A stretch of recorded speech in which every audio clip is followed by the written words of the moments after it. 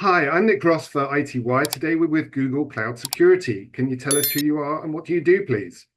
Hi, my name is Peter Baliey, and I'm the Vice President and GM of the Security Operations business at Google. What does that mean? So we offer platforms to help our customers secure their operations, so run their security operations, as well as world-leading threat intelligence platform. And then we also offer some managed services to help defend our customers in their time of need. And can you tell us about the event you're at in Singapore? Yeah, it's Cyber Week in Singapore, which is an amazing event this week. It's a 3 4 day conference, combination of government officials, industry experts, customers, obviously, cybersecurity professionals, and so it's a large gathering. There's a number of different speaker tracks talking about the latest and greatest in cybersecurity. For us, it's an opportunity to meet with government officials as well as customers, current and future customers, really talking about their needs. And so it's a really good opportunity just to be in one place for 3 solid days of meetings and sharing ideas. And can you tell us how is the war and the US elections affecting the cyber attack landscape at the moment? Yeah, so I will speak from sort of the Mandiant history here because Mandiant, which is the former company I was with that was acquired by Google, we've long been involved in helping protect elections. So whether that's state and local government in the United States or what have you. And I would just sort of say in this day and age, our overall position as Google and as Mandiant is, shields up. There's just a lot of activity from outside the country, within the country, that makes folks nervous about election security. And so we just have to make sure that everyone is vigilant and protecting elections at sort of all costs. And, we are engaged in helping out, various different agencies doing that, as are many others in our industry. But we're all working together to make sure we have or continue to have free and fair elections. And can you tell us what threats are keeping CISOs up at night? Yeah, I mean, so another thing great about coming to a conference like this is you get to ask those questions, and you get varying answers depending on industry. I'll sort of share some feedback just from the last few days, but as attacks continue to grow, and they are targeting financial industries, healthcare, really kind of any place there's either a lot of money at stake and or a lot of data at stake, these companies are all getting targeted.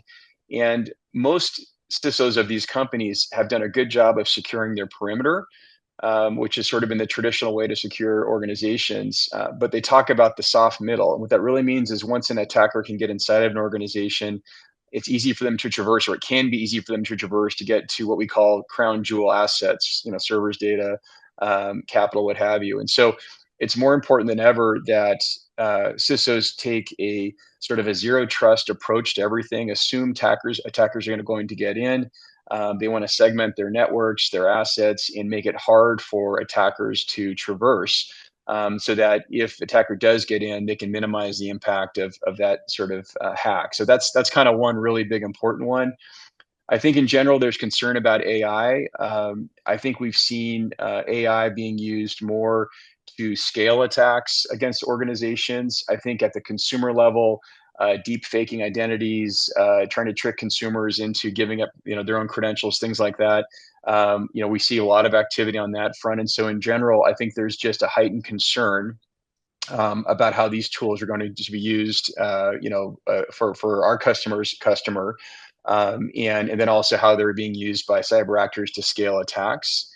And then I'd say sort of the last thing is just as a lot of our customers are transitioning to the cloud, they're trying to get their arms around the risk framework that you must manage in a cloud environment versus on-prem.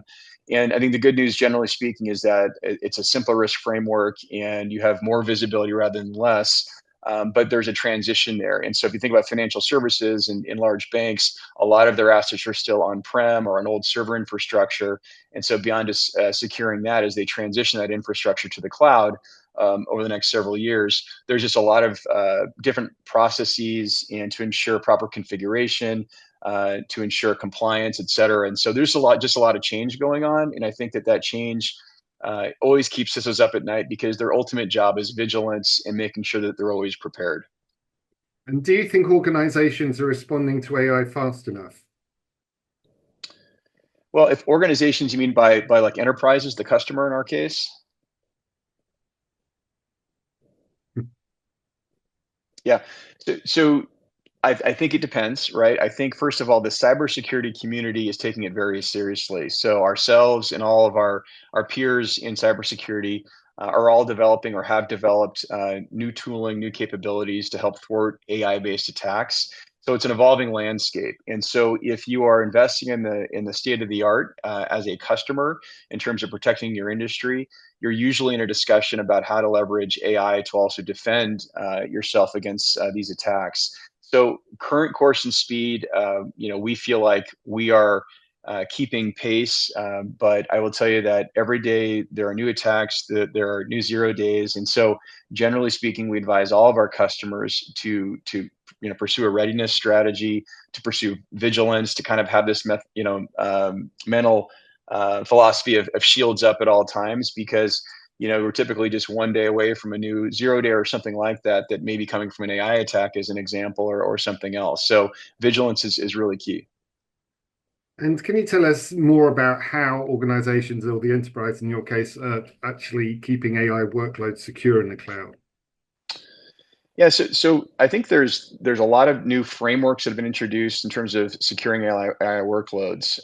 And so if we think about things like the SAFE framework that Google has introduced, which is really a framework that seeks to protect workloads and AI models, frankly, in the cloud, and that's really all about extending AI into your detection and response framework. Making sure you're harmonizing your platform level controls, ensure they're consistent across your organization. To adapting controls, to adjust, for mitigations, to create faster feedback loops, which is critical when you're defending against attacks, and really to contextualize AI systems within the context of your security framework.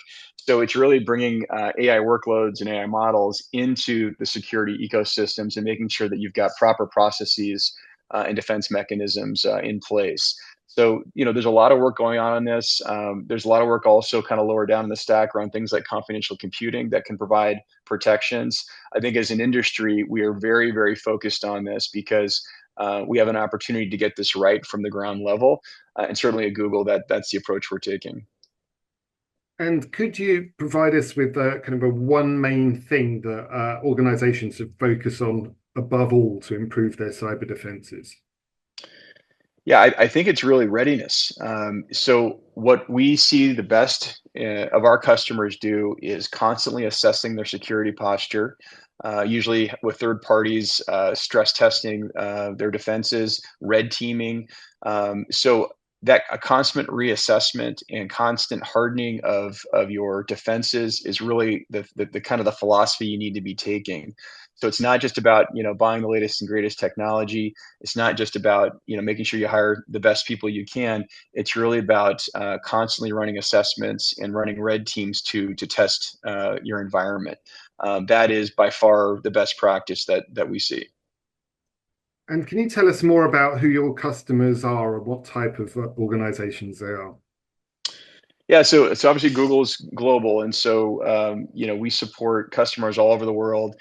Typically, large enterprises, governments. We obviously serve medium and small customers as well in Google Cloud and in Google Cloud Security specifically, which is the division I work in.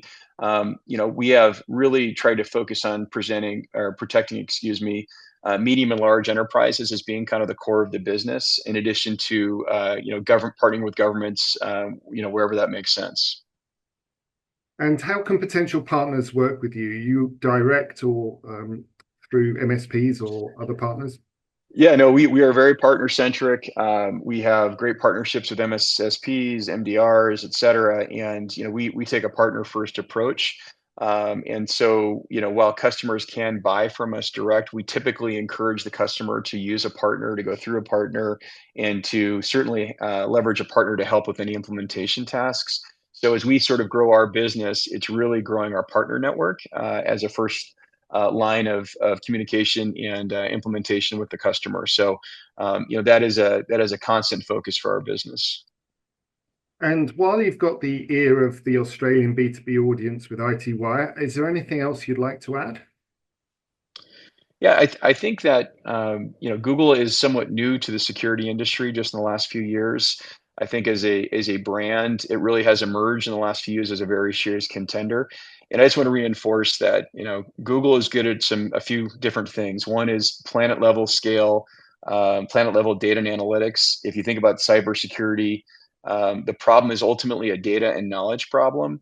And Google is extremely good at the data and analytics at scale with Mandiant and some of the recent additions and focus areas in our business, we've become the world's best around understanding the attackers and understanding what techniques to put in place to thwart those attackers. And so we believe we really can help most any customer with their cybersecurity, and that we think that Google is really positioned to be a leading player in the space. So we certainly hope folks will consider us.